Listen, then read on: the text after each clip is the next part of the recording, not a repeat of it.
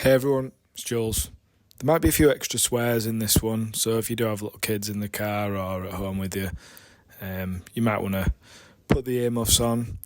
Hope you enjoy the episode. Now then everyone, this is the Wedding Mavericks podcast, a podcast for wedding photographers and videographers who want to build successful and sustainable businesses. My name's Lindsay and I'm joined by Jules today in this episode, and we are talking about bad experiences, losing your creativity and enthusiasm. Most importantly, how are you going to get it back?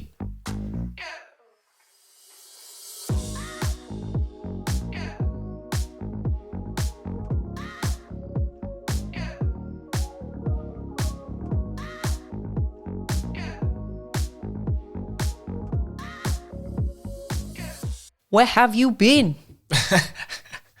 We're really good, aren't we, at saying we're going to be on it this time. We're going to record every week. This is it. Do it. Yeah. Consistency. Every week.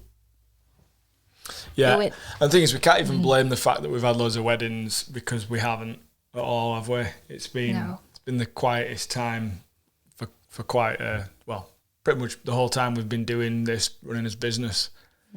So we can't blame it on that. No. But we have been taking a bit of time out to do normal life type stuff. We have. Which I think has been really important and needed. And it's partly what we're going to be talking about in this episode, isn't it? Yeah. Yeah. It was, I was just looking before, and it was the 17th of March, the last time that we uploaded. And we're coming to you now right at the start of May in 2023. So, you know, we on a serious note, we're very sorry for the inconsistency that in that we haven't posted anything. You know, we do really value the following that we have and really appreciate those of you that reach out to us and have done previously. And, you know, it doesn't sit well with us when we're not able to share with you and to sit down and do these, because we really enjoy doing them and we enjoy hearing from you and hearing your thoughts and ideas on the subjects that we do talk about. And we stand by the fact that we really believe that these are really important discussions to have. Absolutely, yeah. Onto that then. So this episode in particular is going to be like a super honest and open one, because we don't know. You might be listening to this, you might be going through your own shit right now, and we think it's really helpful, to hear other people talking about things that you might be able to relate to. We're quite lucky that we've got each other. You might be running your business by yourself.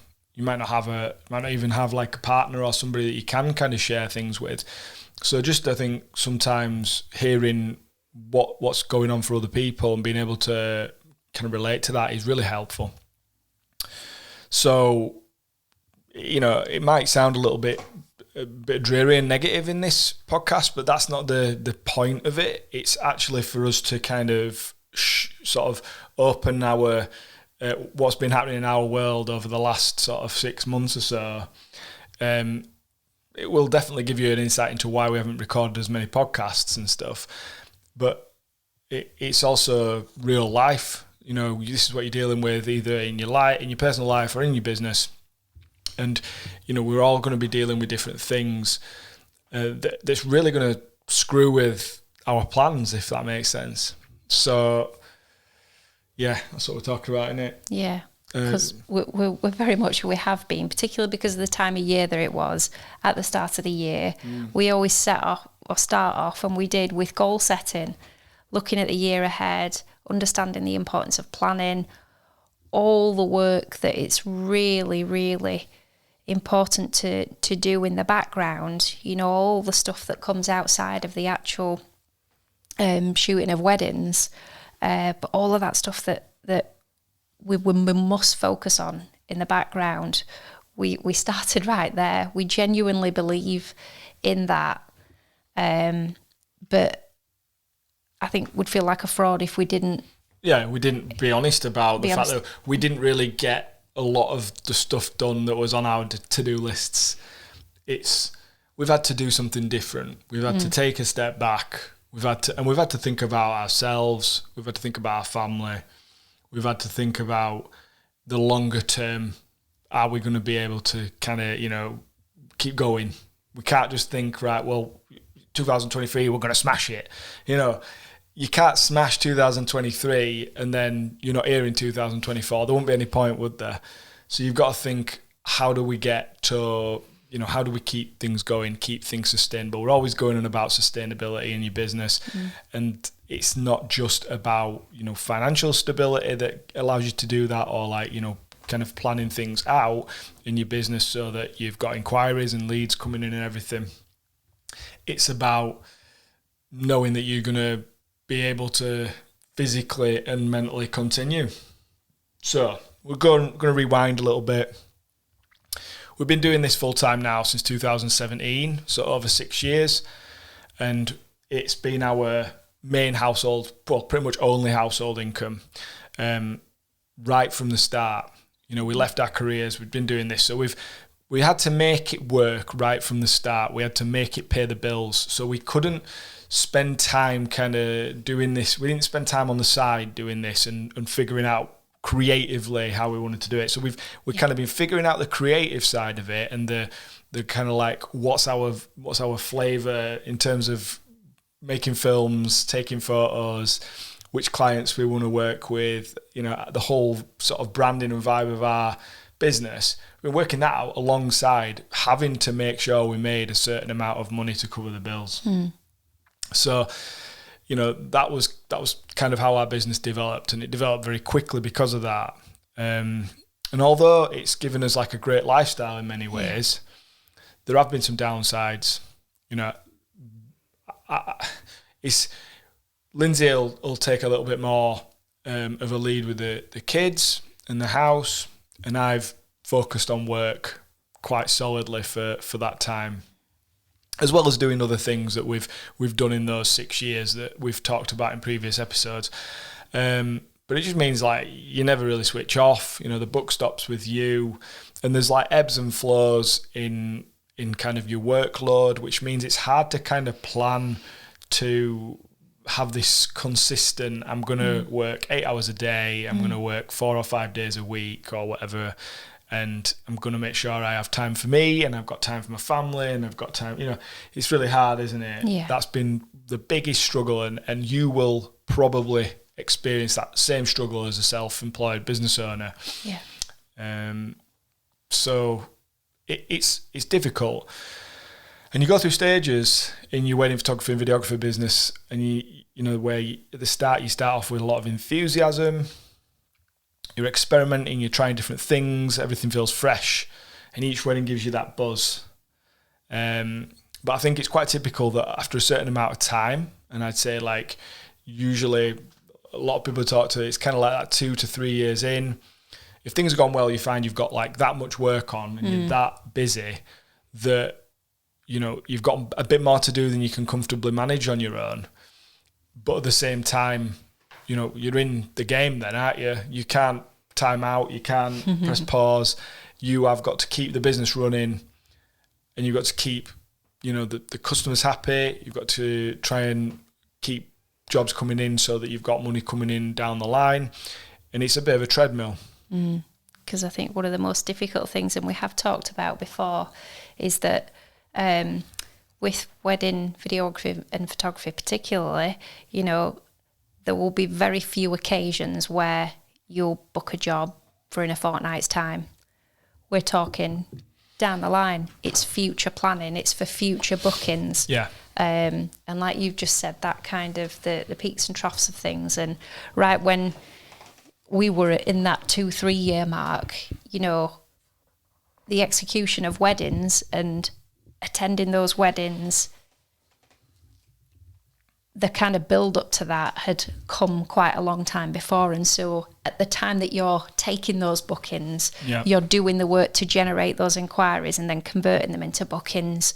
You're caught up in the wave of the enthusiasm and the buzz and the excitement. Oh God, another booking. Oh, we got this. Oh gosh, oh, it's our first film and photo one. It's we get to travel to here, that, the other.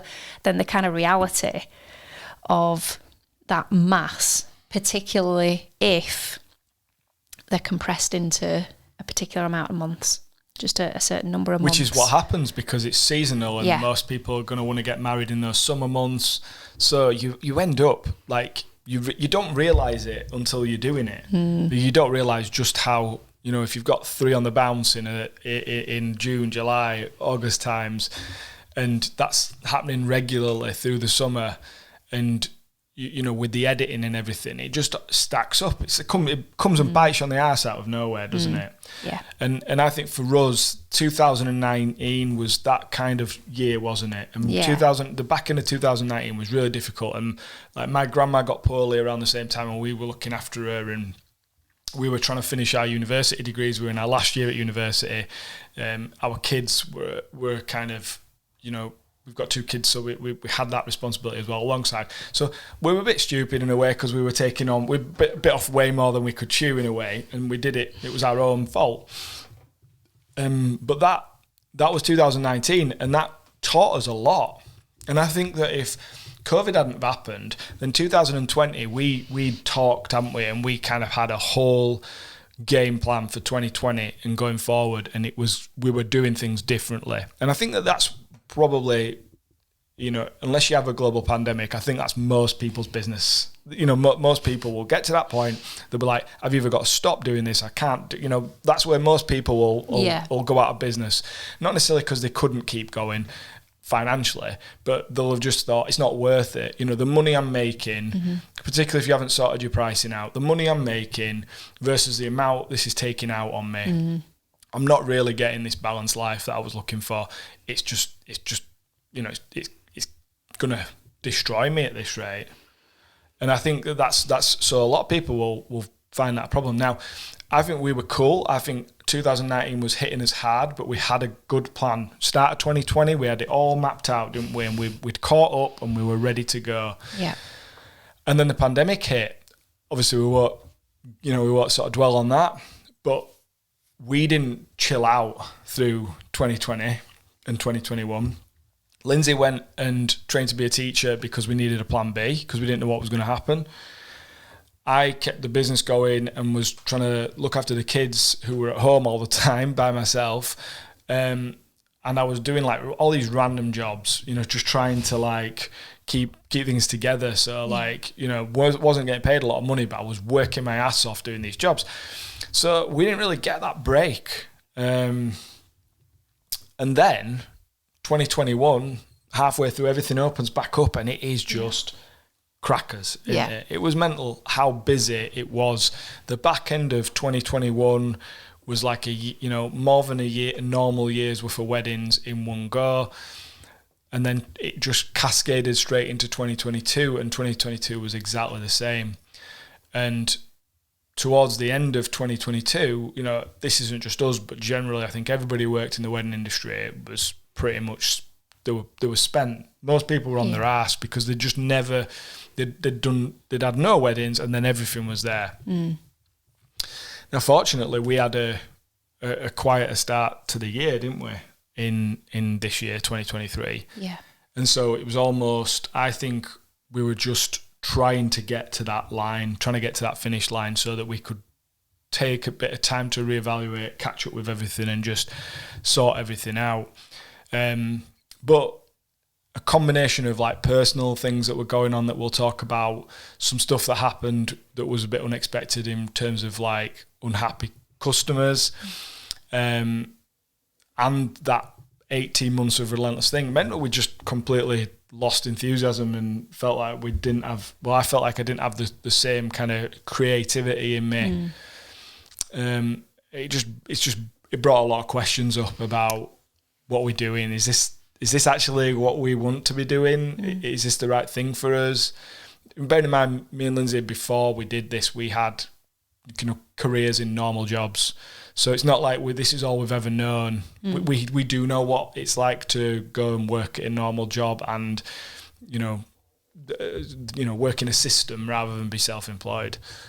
So we were questioning all sorts, weren't we? Yeah. And that, what you're saying about the creativity side of things as well, in that, that 18-month period, I mean, the standard of wedding clients that we were getting the opportunity to work with were, our pricing, we'd been able to scale up our pricing.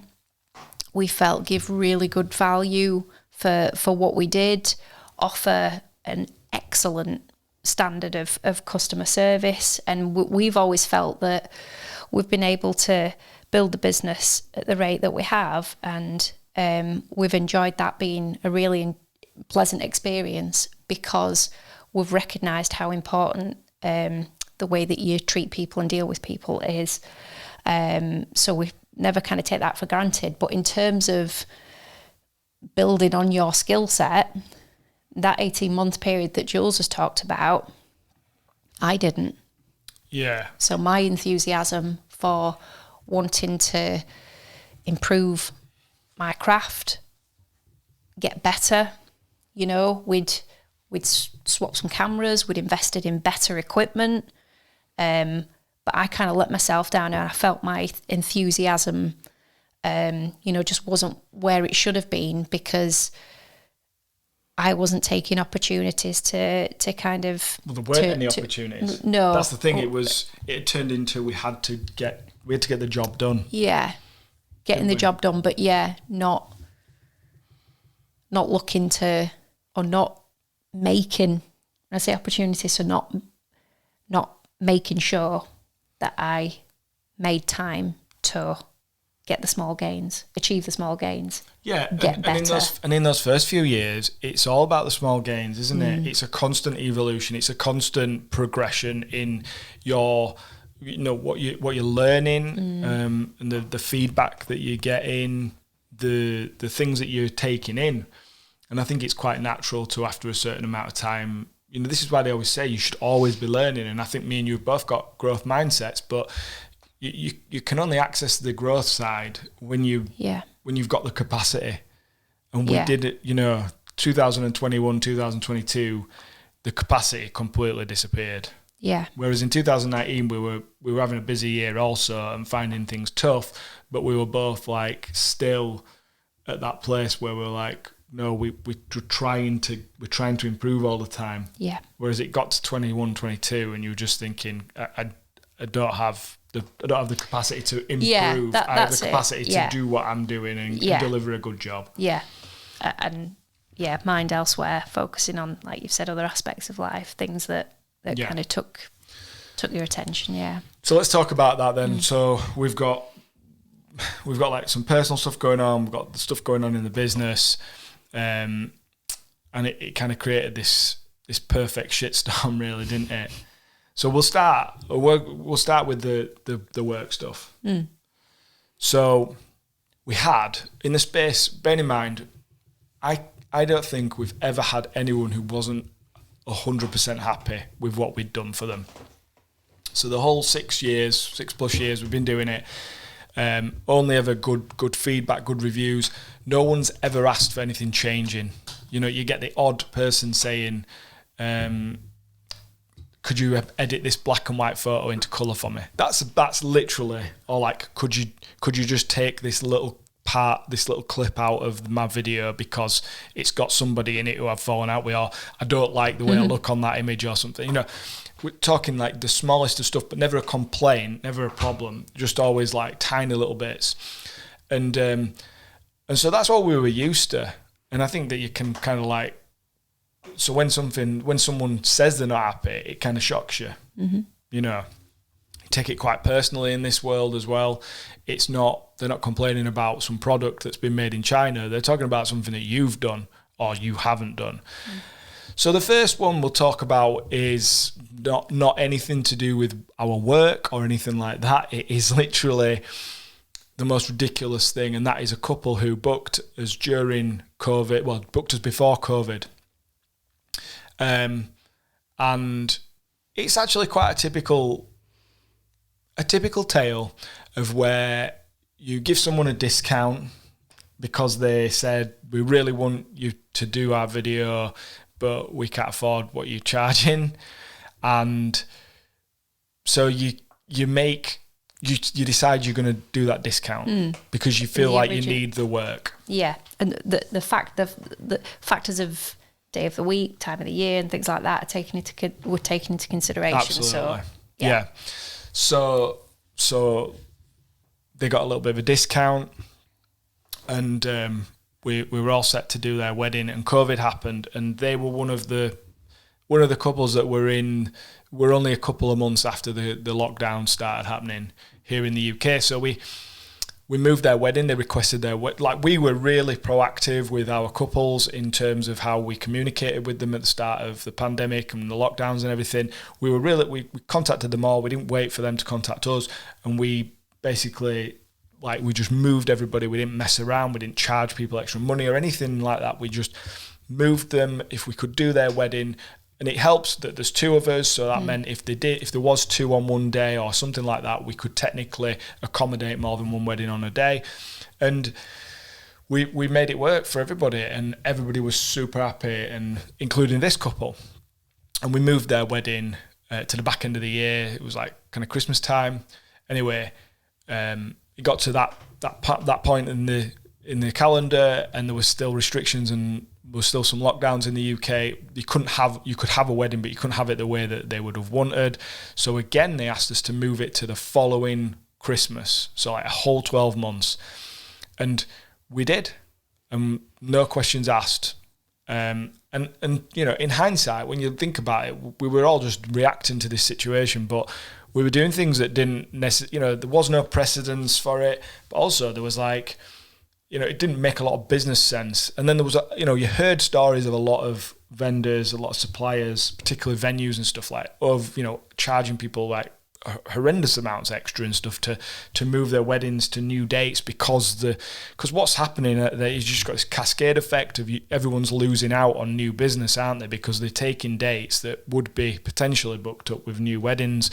So just, you can see it from everybody's perspective. You can see it from the customer's perspective, you can see it from vendor's perspective, but we just sorted them out, didn't we? Right, no questions asked, and we didn't hear anything from this couple. Bear in mind, we kept in touch with everyone with regular updates. We did a really good job with the customer service, I think, and I'm not just saying that blowing smoke up our own ass, but I really think we did a good job. And then it got to September. Before the December, everything's back up and there's no restrictions, no lockdowns. Weddings can happen as normal. We've been doing weddings for months at this point. We still haven't heard from this couple, and they're getting married, supposed to be getting married in a couple of months. And we were we've been reaching out to them, not heard, and we were they finally got back to us. So she got back to us and basically said, we're cancelling the wedding because we've got people coming from abroad, family abroad, and they're not going to be able to come because they're in Australia, and Australia's lockdown laws are messing that up. Okay, totally understand. And it was a very short email, and it was basically saying, where do we stand with the booking retainer deposit, right? The booking retainer deposit at that point was 200 quid. So it wasn't a lot of money. And I think justifiably we can say we've done quite a bit of work. So we've basically done enough work to justify not giving them a refund as such. And obviously we're going to lose out as well because we thought we were doing their wedding in a couple of months. That wedding's no longer a booking. We've probably turned down work on that date. So we're in this situation where she's asked that, and she's also said in the email that they have wedding insurance and they will add it to the list if it's non-refundable.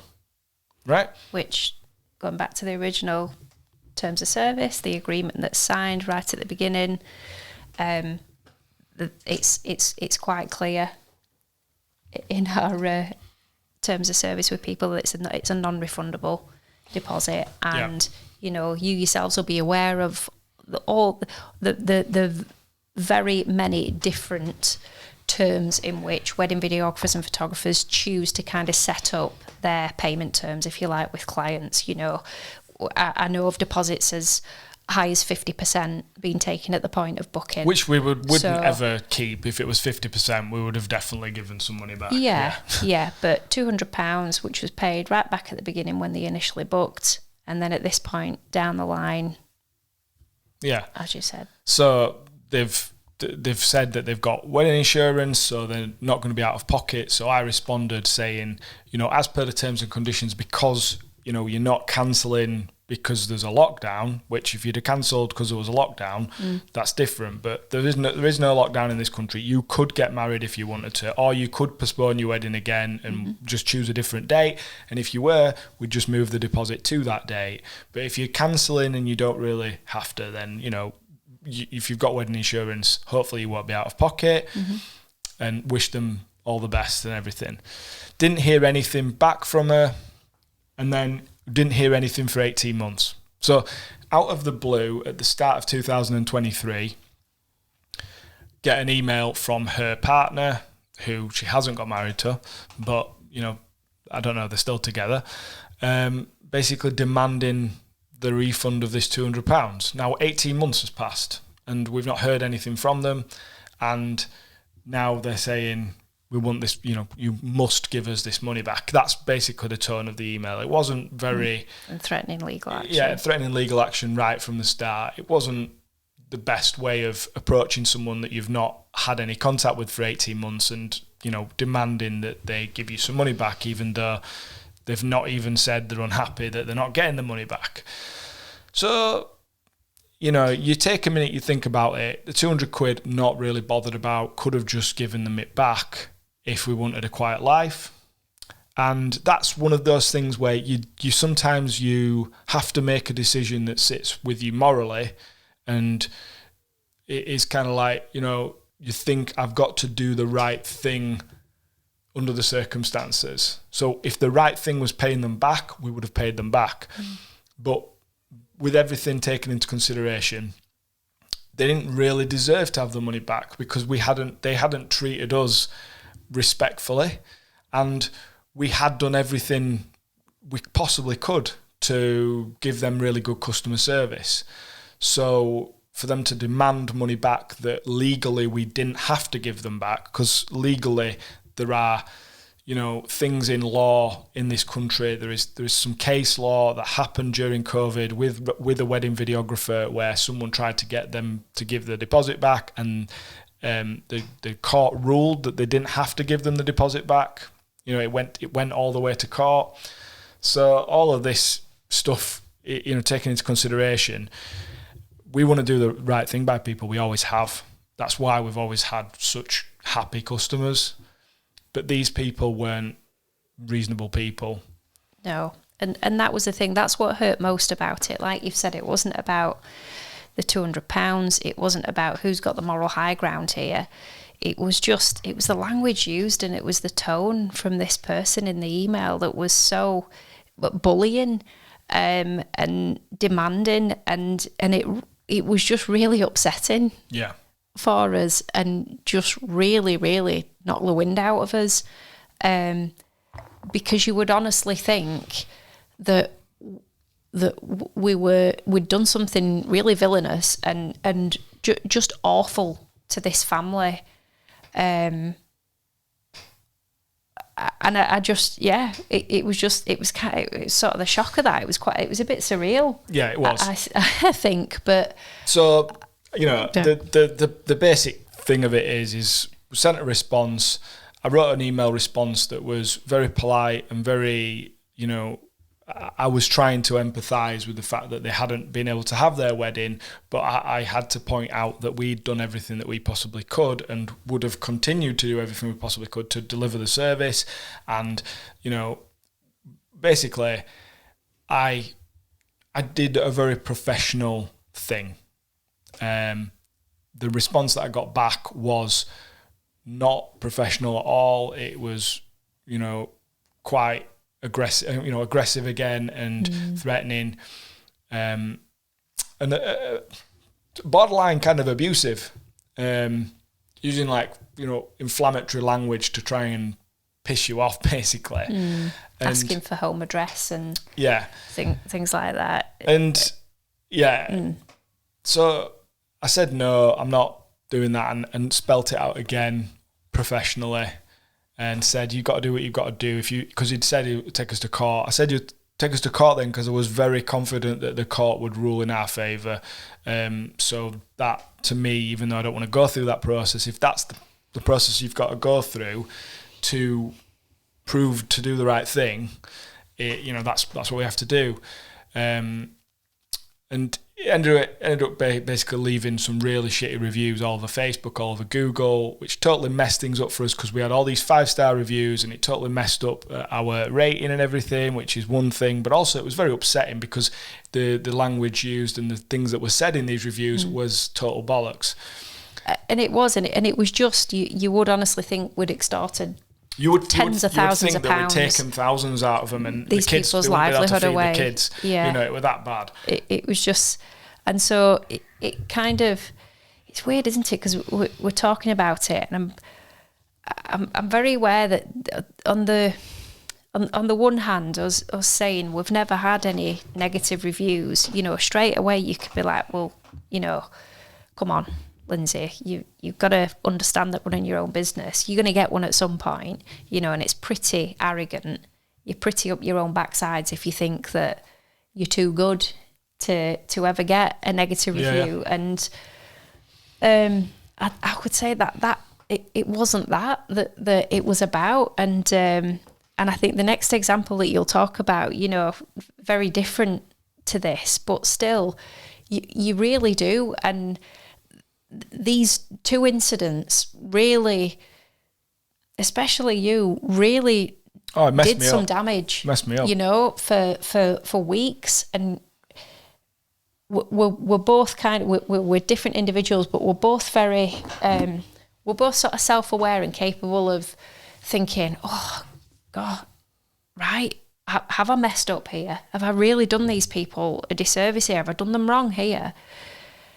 And so we really did go back through things, backtrack, go right back to the beginning of it and kind of work through every step and just ask ourselves the questions of, could we have done this differently? Could we have done this in a better way? And, with this one, but also the one that we'll talk about in a second. So just to wrap that up, basically, they then sent us a letter to our home address, and they were basically saying they're going to take us to court. And that was sort of 5-6 weeks ago now, probably longer than that. Found out that, because they'd hired a separate photographer, found out that they'd done exactly the same thing, like textbook word for word language, given the same bad reviews to the photographer that they'd hired.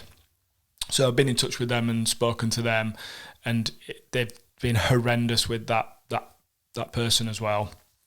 They're just not very nice people. These, people don't have to be nice, do they? No. You can do whatever you want in this world. And if you are that sort of person and you want to behave like that, it doesn't really matter who you're dealing with and who you hurt along the way. That's just who you are. So we're just being honest about these experiences, because you might have had some bad experiences. And I know from talking to other people that they've, in the industry, that they've had those experiences too. So that was that one. We'll give you the second one. We'll try and do it a little bit quicker than that last one. Basically, did a wedding. It was before Christmas, and leading up to it, the communication from the other side, from the couple, wasn't amazing. They kept kind of like being a bit difficult to talk to because they were busy. So I didn't get to talk to them until a couple of days before the wedding, which wasn't ideal.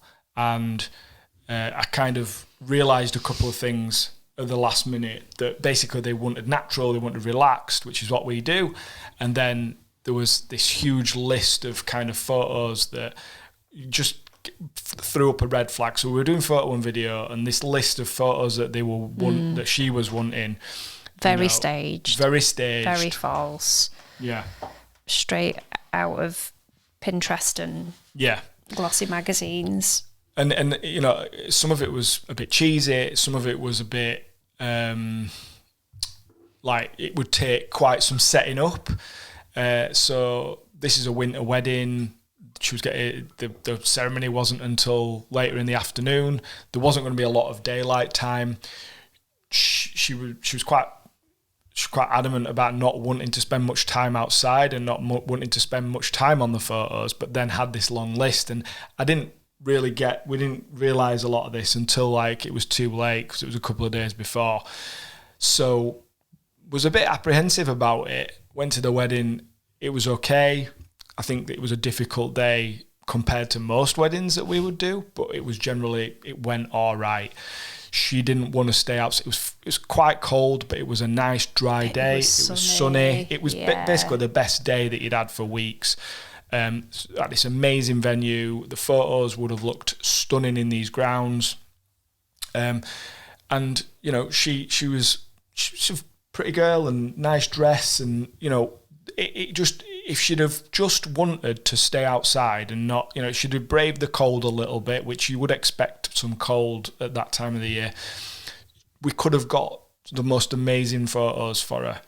And I guess that's what I thought she wanted, because she'd written this list with all the photos on, and, you know, she'd picked this amazing venue, and I thought, you know, she's going to want this. Yeah, she's going to be prepared to be outside for 10, 15 minutes. It's a bit colder.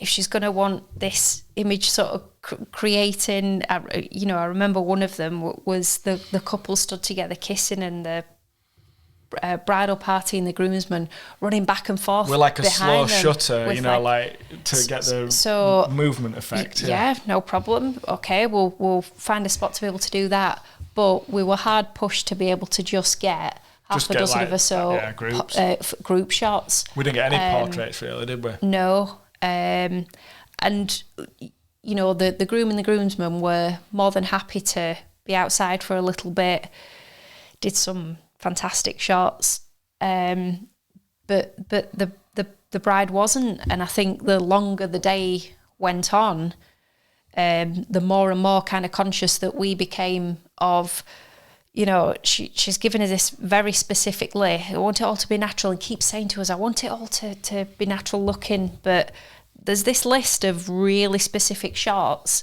and just at different points through the day, just gently kind of touching base with her on that and remind her of, you know, you've said that you would like this and this. In order for us to be able to do that, we're going to need to set that up, and that's going to take a little bit of time. We need to go outside, or we need to go to this other building that's within the grounds. And there was just reluctance to do it all day long, wasn't there? Yeah. So what you've basically got is a situation where they've chosen us as the photographer and videographer, and I would say that at that point something's not. Even though I've sent her galleries and galleries of real photo galleries that we've delivered, as in full galleries for her to look at, I've also sent her a list of other photographers, right, at the time of her booking, to say, make sure you like our style. I mean, who does that? Who tries to not book a job by saying these other photographers are really good too? But I was trying to check that she definitely wanted the style. You know, there was obviously something at the time, because I don't do that with everybody. There was obviously something at the time that was making me think, is she actually wanting our style? I think it was the speed of the booking. Yeah. Because it still kind of catches me by surprise sometimes, particularly if it's an initial contact off of Instagram or something, where like, can I have your prices? Yep, give us your email address, please, and we'll send some information. Send it, bang, booked it. And you kind of think, oh, right. And I think just for your own kind of conscience, but also you wanting to know that, okay, we do have an ideal client in mind, just because our style, we know, won't suit everybody, but it will suit some people. So maybe it was looking at the Instagram and looking at her Instagram, thinking she probably wants something specific, which was a bit more posed, a bit more staged, a bit more editorial. But she was, even on the call that I had with her, because I had a call with her around that time, and even on that call, she was like adamant that she wanted natural, unposed photos. I don't like my photo taking. I just want to capture the day, and that's what we do. Side profiles. I don't like this. I don't like that. Quite insecure about her appearance in a lot of ways. So we didn't actually find that out till later, but it was nearer the time, which was one of the red flags.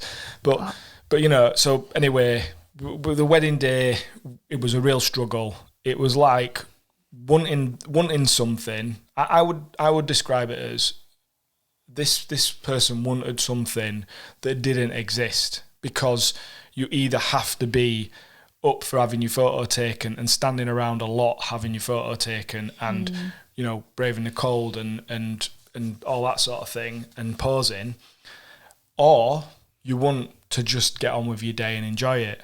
But you can't really, although we've managed to on most occasions blend those two together a little bit, it's still all about the person, isn't it? If that person says, I don't want my photo taken anymore because it's too cold, or I'm sick of having that camera in my face, we leave them to it. Now, I think if we'd have pushed her and said, come on, you need to have these photos taken, we'd have ended up having a row with her on the wedding day. And we would never do that. So we didn't do that. I mean, thankfully, Lindsay is a little bit more, she thinks ahead, and she was like, we need to keep checking with her that we haven't got these photos, because she wanted to go in. Kept going back to her and saying, are you sure you don't want this? Are you sure you don't want that? So we did end up getting more than we would have done because you checked. And she said, yeah, I'll have some more. But even then, it was just 60 seconds, and she'd have had enough. And to be fair, her husband then, he'd posed for that many himself during the day. He'd had a cracking day and was kind of loving life. So some of his natural shots and with other guests and things look amazing. You'd think, yeah, I want to be at that wedding. Yeah, he'd had a great time, but because it was really quite late in the day and we were just trying to salvage, can we get something else? Because we've nothing of them really, other than the structured aspects of the day. Yeah, like the ceremony. Yeah, we got photos of them together in the ceremony. There was this whole debacle with a snow machine, which, I can't even. Honestly, we probably can't actually. We don't have the time to describe just how, how this day did not go the way that she had planned it, right? And that's the problem. So fast forward, deliver the photos and the video. Didn't hear anything from her until we did like a bit of a follow-up email a couple of weeks later. Now, what I would say is I look at that photo gallery and I think we did a good job with what we had. Is that in the top 5, top 10 of photo galleries we've ever delivered? No, it's not. But that I know that was not our doing. We did exactly the same job to exactly the same standard as what we do on every single wedding. But the circumstances around it, whether things didn't go according to plan, or whether she didn't want to have those photos taken, or, certain parts of the day might not have been enjoying herself in the way that she should because she was overthinking things maybe. I don't know. But what we'll say is she came back and said she was really unhappy. Bearing in mind, not heard from her for 2 weeks, but that follow-up email prompted her to say, I'm not happy. And then from there, it properly slid downhill very quickly, didn't it? To like multiple emails with bullet points of don't like this. And she'd obviously got other people involved, I think, pointing stuff out that they didn't really understand, like saying, where's this photo and where's that photo? And it's like, what do you mean? Like, we couldn't take... How would we get that photo when you were running late? And like even saying, where's this photo when that photo was there? She just hadn't looked at it. She hadn't looked through the gallery properly, or whoever had made that comment hadn't looked through the gallery properly. Anyway, it was proper soul destroying because you knew it wasn't, it hadn't gone how she wanted it to, but you also knew you'd done your very best for her. And again, we looked inside and we're like, how do we really feel about this? Do we think we're to blame here? Is there something else we could have done? How could we have done this differently because we want to learn from it? And I didn't really know what she wanted either. No. It was like she was complaining. And sometimes, and I might be wrong, but sometimes people they've planned this wedding, they have an idea in their head, it doesn't go how doesn't match the idea that they had in their head at the end of it. The reality isn't the same as the plan, which I think can happen if you over plan it as well, rather than just planning something, enjoying yourself, having a good day. So I think she was just disappointed with how it had gone, and we got the brunt of it. Yeah. And, you know, part of in us going through it all, you know, we put ourselves in her shoes, and with some of the things that you said, you know, you could feel the kind of insecurities that she had, which I still don't understand, you know, about her appearance. She looked incredible. She looked stunning, and she would have looked even more stunning on the photographs if we could have seen that was a happy bride on her wedding day. And throughout the day, she just didn't look happy at all. She didn't enjoy herself because she didn't let herself enjoy it. That's it. She didn't allow herself to. She was too concerned with things that and not these aspects to do with us, but actually on the day, either sort of technical things at the venue or props for certain aspects of the day that she'd forgotten to bring, or that just weren't available, that didn't work out on the day. And it's such a shame, because you think the amount of time planning, the amount of money that will have been spent, the excitement and the preparation for your wedding day, to get to it and not feel happy on the day. And then you look back at what's been documented about that day, and you're the only person that looks really sad. You're the only person, when it's your day, that just, you know, looks like they don't want to be there. And from our perspective, trying to get you to engage with having photographs, creating moments for the film, you just didn't want to do it. And we definitely could have been more pushy, and we definitely could have said, no, you've written this down, we need to do this shot for you. If you want this shot, we need to do this. And we could have kind of been a little bit more robust about it. But I think we've always just done things in a particular way. And that way, that our manner with people works well. And it's in neither of our natures to be that oppressive with people. You know, it's not a life and death situation. You will have these photos. It isn't that. Definitely, we've got a responsibility to make sure that they remember that they've asked for certain things to be captured in a particular way. But I think there's only so many times that you can, before you run the risk of being told to off, there's only so many times that you can broach that subject with them without looking like a dick yourself. And like I say, you were a broken man on that day.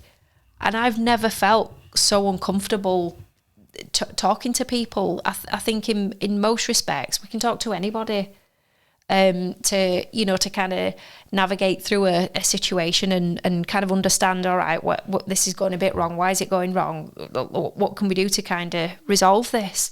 But on that day, I've never felt so uncomfortable kind of approaching people and feeling like I was really encroaching on, you know, almost getting the vibe from her of, can you not just leave me alone? I want to, you know, it's kind of the dance part. It's the evening reception now. I just want to dance and have a good time with my friends. And like the you know, it was really hard work. We've never had, on the wedding day, we've never had a couple, like, well, I'm not going to call him the couple because he was all right. We've never had a situation like it, right? No. And, you know, we do a lot of, we build up a good rapport before. And then obviously with these email complaints, we never had anything like it. So it was a massive, like, what is going on? What's happened here? Yeah. Anyway, this is how I dealt with it. I ended up, you know, putting this, I was going to have a call, and then just another email came in, and then another email came in with more and more points, like literally just ripping everything we'd done to shreds, you know, but also confusingly saying things like, I love my husband's photos, so the getting ready photos of my husband look amazing. Like using words like amazing. We love the video, right? You know, so even saying we love aspects of what you've done, but then these aspects of what you've done are just, you know, using words like appalling and diabolical. You know, I don't know if diabolical was used, but you know, underwhelmed. Just using really like harsh language to describe stuff. Even saying in bride prep, none of us look like we're having a good time. And actually even saying that you should have told us to smile on the photos. These were natural, candid images of them getting ready, not, hey, you've got all your hair and makeup on and now you're got your dress on and smile for the camera. We're talking about candid moments. Basically, if you didn't look happy, and bear in mind, you know, when you look at the whole of the raw photos, it's not like we picked the ones where they were miserable and left out the ones where they were smiling. There just weren't any genuine. It was just, it was that vibe. Yeah. So to kind of respond to this, and it took a few days to kind of decide what the best course of action was with this, and I just felt, because she kept sending emails, we just kind of thought, look, she's so emotional. Rant. She's so emotional about this, and she's so upset. And like, if she needs to get on a call because she needs to just vent and she needs to let rip at somebody, okay, but we'd, you know, by all means do that. Pick up the phone and ring us and tell us what you think then. But we'd rather get to a place of understanding how you want to resolve this. But we have to be fair about it as well, and we have to be able to either have a non-emotive, reasonable discussion about this, in that you need to be able to express that you're unhappy with this and this. But at the same time, we have to explain to you that from our perspective, it was made really difficult to be able to capture the images that you had outlined, all these posed images, because of X, Y, and Z. And unfortunately, that all, the thing that underpinned all the issues there was how she felt on the inside and the outside on the day, and the fact that she just didn't enjoy her wedding day. And that's what came across. And when you can see that in somebody, if we'd have been able to just have the chance to say to her, we're so sorry that's how you felt and feel about your day looking back on it, because that's awful, and that's the last thing that we want people to ever feel like. Yeah. Whether they have us film a photo of their wedding or not, nobody deserves or should feel that way after their wedding day. But if you know, that kind of more practical and kind of level playing field conversation would have been a really good thing to have, because 100% there's learning that's come out of that for us, and that we're now very consciously going to take forward into this next year of weddings and kind of beyond. But with that lady, that was never going to happen. Yeah. She was too emotionally charged. If we'd have got on the call, what we'd have ended up with is like listening to her basically regurgitate all the rant in the emails that she'd done, but then probably, you know, not be able to. She wouldn't really have been in a place to listen to. Okay, well, you know, we're sorry you feel like that, but we do have to try and explain our position, because there's a lot of points you've made here that aren't really fair. You know, it's not even anything to do with us. The fact that your snow machine was shit, and the fact that, you know, like, You didn't bring any confetti. You forgot your confetti. You didn't bring any sparklers. And like, you looked miserable during prep, and your bridesmaids looked miserable during prep. That's not something that we can really do anything about. I don't usually have to tell people to smile in natural photos, because you're capturing natural happiness, capturing fun. And if you're not having fun, me telling you to smile is not going to make you feel like you're having fun, is it? Honestly, though, do any of you do that? Please, honestly, say cheese, smile.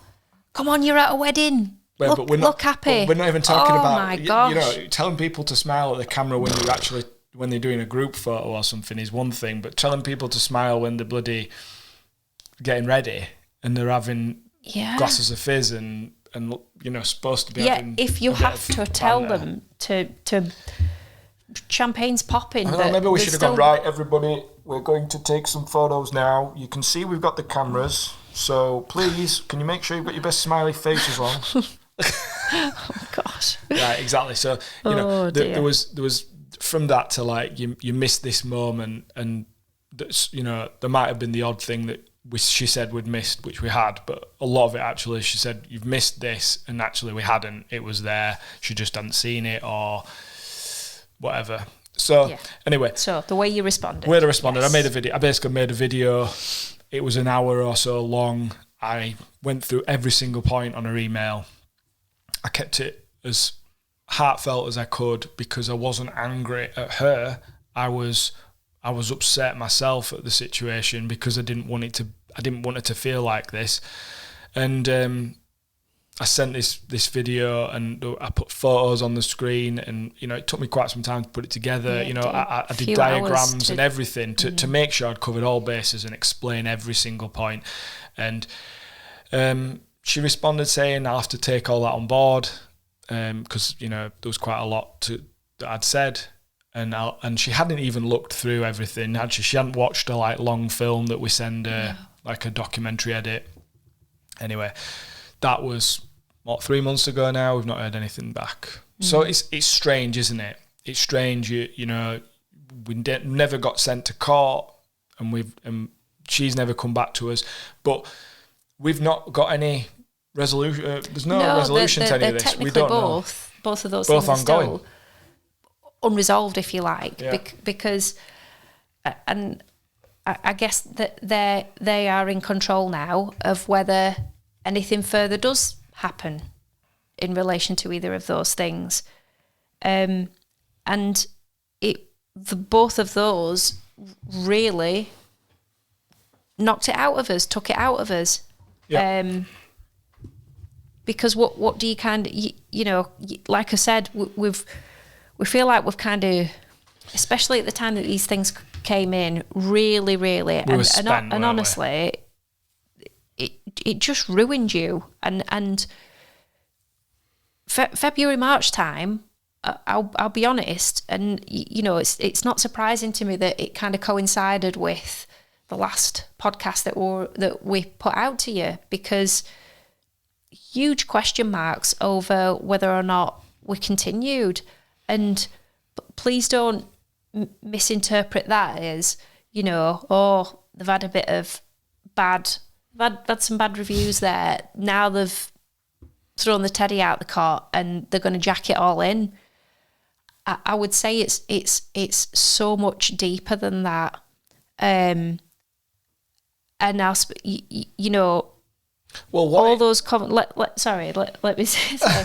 all the hour that talk at the beginning of the hours spent where there's no 9 to 5 and that's your working hours, the hours, and I'm meaning, and lots of you will have done this yourself, up in the middle of the night trying to get films and photographs finished for people, wanting to be able to deliver within certain timescales, always wanting to exceed people's expectations. Okay, it's the business has been what it's become, and it's been a success because of your drive and your determination to do that.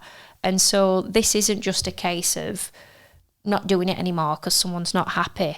It was such a blow to thinking, God, we worked really hard on the day and after that and all year round. And for someone to say those things that are actually really hurtful, when they don't know us, they don't know kind of how much we care actually about what they're saying. But more importantly, that when they decide that they're going to book us, they're doing that because they're putting their trust in us, and we want to deliver on that for people. We want to do a really, really good job. We want to do an excellent job for people. But all of those hours behind the scenes, all of that work and the heartache that goes into it, and I guess in some ways it shows you how fragile this is. Yeah, it's very fragile. That's what I've learned in the past 6 months. Yeah. Is that you can't, you're actually not in control of your own business, because this is the thing. I know that we are, like Lindsay's already said, self-aware. So if we do something wrong, if we make a mistake, if we mess up, we'll be the first people to admit it. We'll be the first people to come forward. If it's appropriate. Obviously, sometimes you make tiny mistakes and no one knows about them and no one should know about them. But I mean, like, if we knew we weren't going to deliver what we were supposed to deliver, and that people were potentially going to be unhappy or didn't get the service that they deserved, but the first people to say, I'm really sorry and we want to do whatever we can to put this right. Both of these situations, we can say we did. It's not that we didn't do anything that we could do better. We've learned from them, but we didn't do anything wrong. It wasn't our fault, and we can say that without, like you said, we're not just spitting his teddy out of the car. Spitting his teddy out of the car. Spitting his teddy. You know what I meant? It's like we genuinely can objectively say it wasn't our doing. This was unreasonable from people, and we can't control that. And you cannot control everything that happens. Other people's opinions and what they'll do with that opinion. So that's partly what I've kind of, bearing in mind all this has happened a few months ago now. We're talking about something that's, we've moved on, but what I've taken away from it, what I've learned from it is that I just have to do me, because I can't control those opinions, and I can't, unless there's something that I could have done differently or I should have done better, I can't let those people's words destroy me. Yeah. So we've had to put a pin in it and move on. We'll very kind of briefly touch on sort of another side of things, and that is our home life. And again, this is probably, potentially oversharing a little bit for a podcast. We've already kind of gone into, I don't think I've ever heard anyone on a podcast tell you the detail of complaints that we've just told you, because it's like we're all just here shielding our, reputations and stuff, aren't we? We're like so scared to be honest. But I'm fucking sick. Honestly, I'm sick of not being honest. I'm sick of the shit that people put on social media. Oh, ain't fucking everything great. It ain't. I know for those people it isn't. Sometimes because I can just guess and see, and sometimes because I even know that those people are, presenting something on social media that they think they have to present, and I know that because I've talked to them. So this is the reality. We have to put on this thing of like everything's great, and I'm sick of it. I want to be genuine. So sorry, I was going a bit over the top there. No, that's all right. So, that's okay. Because it's yeah. Carry on.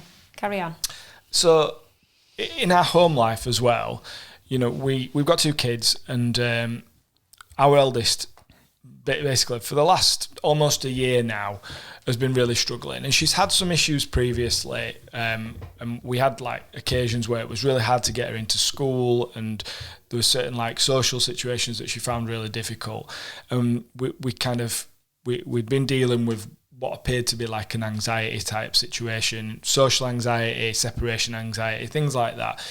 That's what they thought it was. And it's clear now, after the last sort of 12 months, that we're dealing with something far more complicated and deeper than that.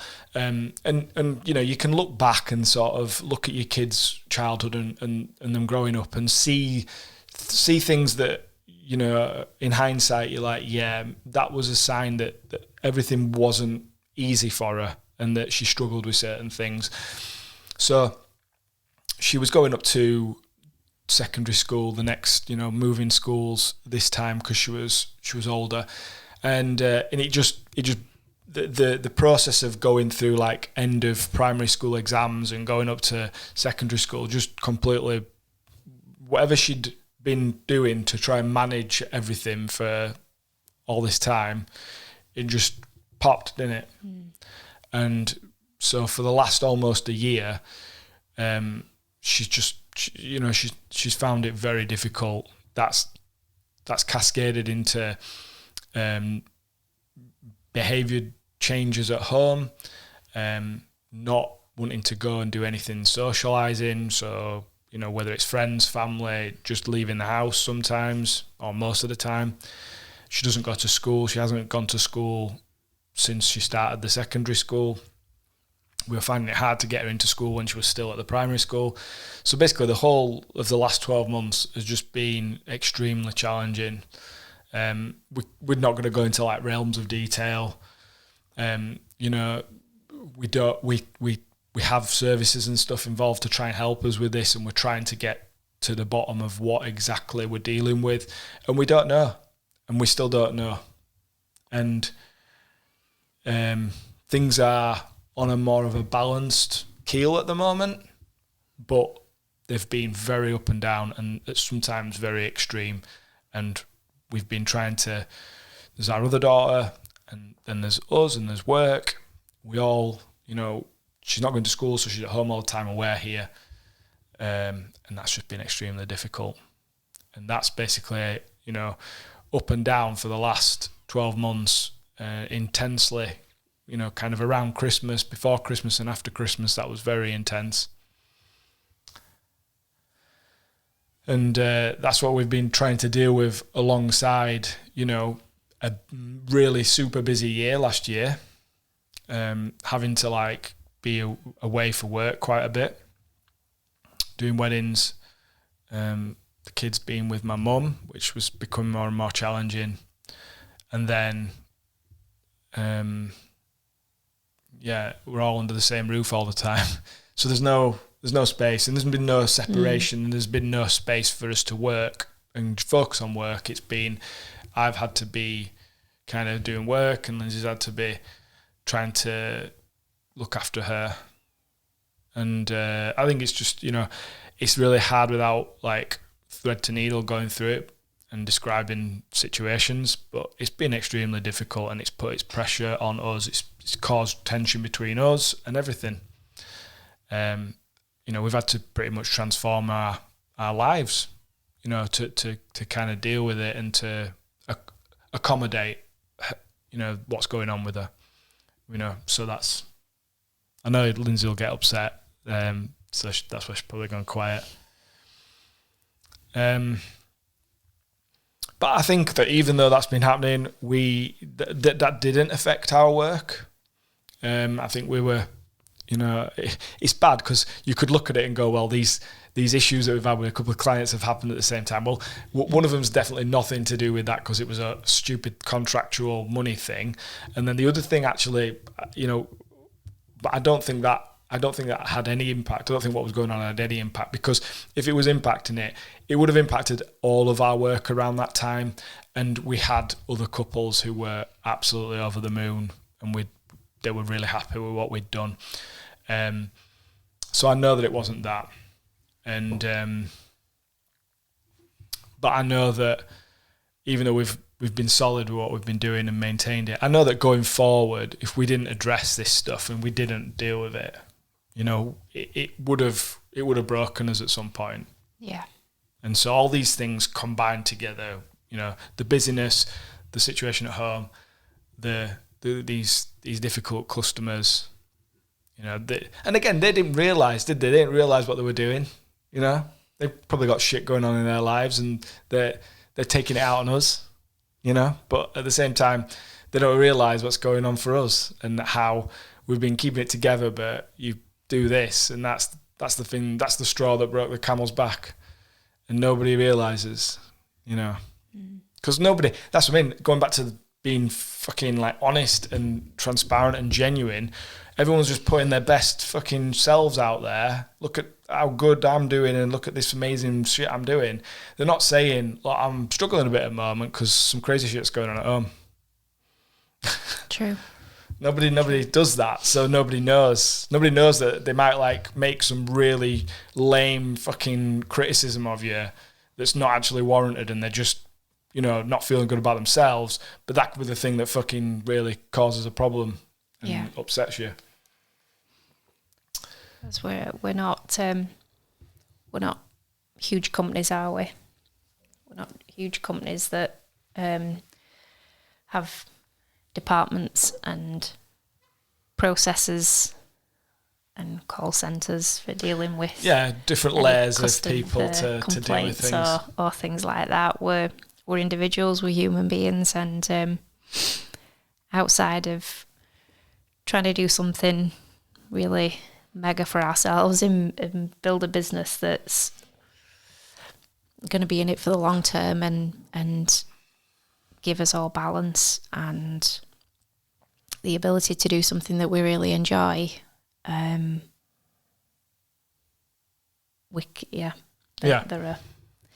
are just unknowns, and there are variables that we can't control. So life happens, doesn't it? You know, you there's no way to press pause or anything. You've just got to go with it, you know. And no matter what job you do, you're gonna go through waves. Like I remember our previous careers in the police. You had times where you really enjoyed what you were doing. You had times where it was a real chore, and you know that's most people I know have that in their working lives. They have it in their personal lives, and it's almost inevitable. But it takes a lot out of you. It's hard to find the balance, and especially after the last couple of years post-COVID, it's been so busy. There hasn't been the capacity in a lot of ways. You know, if you've been busy, if you've been at a stage in your business where you're busy, and you're trying to recover from what COVID did, you just had no choice but to I'll take the jobs, I'll do the postponed jobs. Yeah. And, you know, it's hard to find that. It's been more hard than typically normal to find that balance. So, you know, and we know every business is going to have unhappy customers. If you're doing it for long enough, it's just statistically guaranteed that you're going to have a complaint, you're going to have a bad review, you're going to have a problem. You cannot please everybody. You can't control other people. All you can control is how you feel. You know, if you've done something wrong, hopefully you feel like you should do something about that. If you've done everything that you possibly could and someone's not going to be happy because that's just how they are and who they are, you can't take that. You can't let that, you know, manifest itself in you. No. That's why it's important, isn't it, to whether it's through, the tone of voice that we've talked about when you're thinking about your branding and your marketing and all the rest of it, the way in which you kind of convey yourselves to people, you're hoping that you attract the right kind of client for you. But in understanding yourself and what you were hoping to get out of working with a couple, you know, just make sure that you are solid in areas that you need to be solid in. It's not just about the delivery of the final product, is it? If you can be confident and feel assured that you are treating everybody in the right way, that the processes that you've got are consistent, that the tone of voice that you use with everybody, that the discounts that you're going to give, the way that you're going to structure your packages, as long as there is consistency threading through everything that you do, if you unfortunately experience, whether it's a complaint, someone just expressing that they're not entirely happy with something that you might have delivered, just make sure you're in a position where you can be confident that, well, I know that this and this aspect of my business and the service that I deliver are absolutely solid. But are there areas that I could improve upon? Are there ways that I could be fair with this couple? Is there something additional that I really should do here to make it right? Whatever it might be, just know that it's not the end if you did kind of receive, whether it's a complaint or things just go off kilter ever so slightly.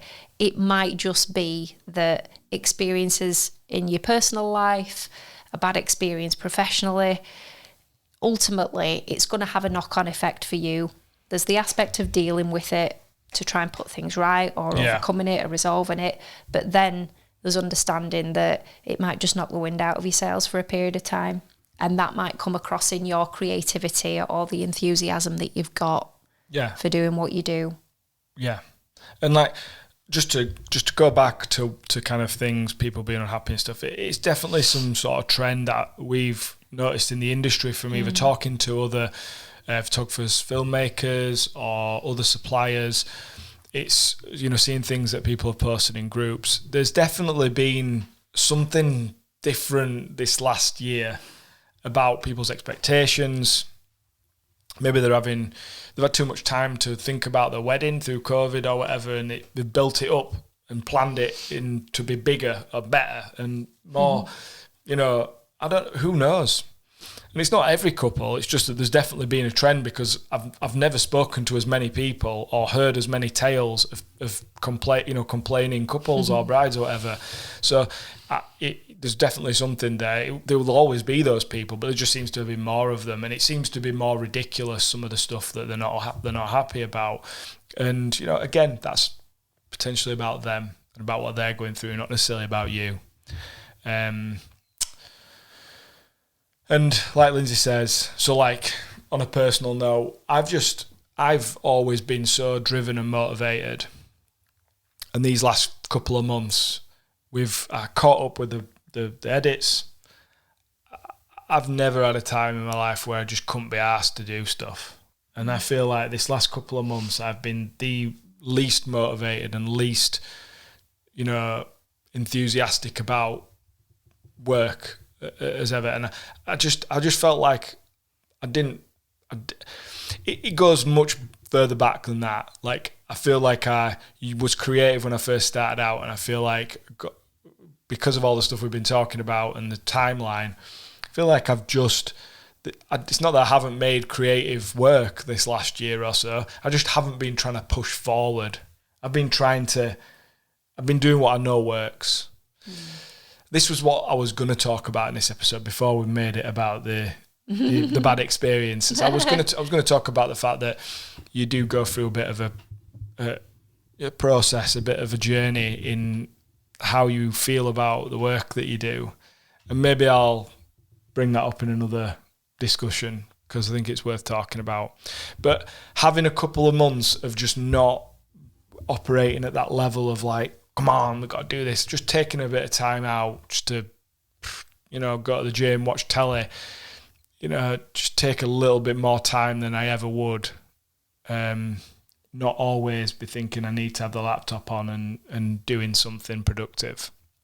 Taking a bit of time away from social media, taking a bit of time away from, business tasks has just allowed me to get my mojo back, to feel more creative. We had a couple of weddings that were just, really were a perfect antidote to the experiences we'd had. They were such lovely couples, such lovely weddings, and were so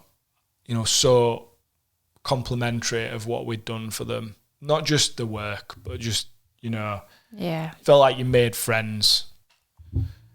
And so don't feel guilty for taking some time out. You can only keep going for so long, and if you don't look after yourself, you need to be in the right place yourself to be able to be there for your couples. You need to be able to be able to do what you want to do and make that business sustainable. You need to give yourself You know, that I don't want to use words like self-care because it's overused, but you've got to think about, if you want to be enthusiastic and you want this to carry on, you've got to prioritize that. And you shouldn't feel like a failure for doing that. No, absolutely not. No. Right. It's quite a long one. But I think necessary. I think I'm glad we didn't do this a couple of months ago when it, you know, we were in the kind of, when it had just happened. I'm glad we took some time to chill out a bit and it not feel so raw. Yeah. Plus, it's a little bit scary talking about it, to be honest, but I think that's a good thing. Yeah. Like I say, I want to try and be genuine and stuff. Yeah, because a lot of it's not. Okay. Thank you so much for listening today and for watching us.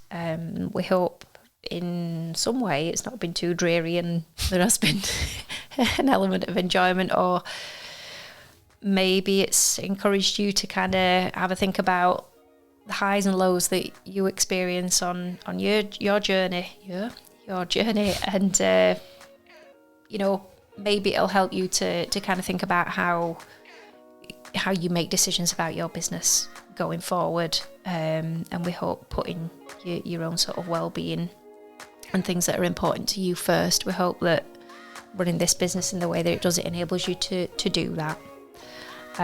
So thank you again for being with us today. If you would like to get in touch with us, as always, we would love to hear from you. Thank you to those people that have rated us on Apple Podcasts. We really appreciate that. And as always, we hope that you're safe and well. If you're already well into wedding season, we hope that you are enjoying it. We've got a few more weeks before we have to gear up, as it were. Yeah, we had a few, but 2 more weeks, I think, until it kicks off. Yeah. So thank you, and we looked forward to seeing you again very, very soon. Take care, bye.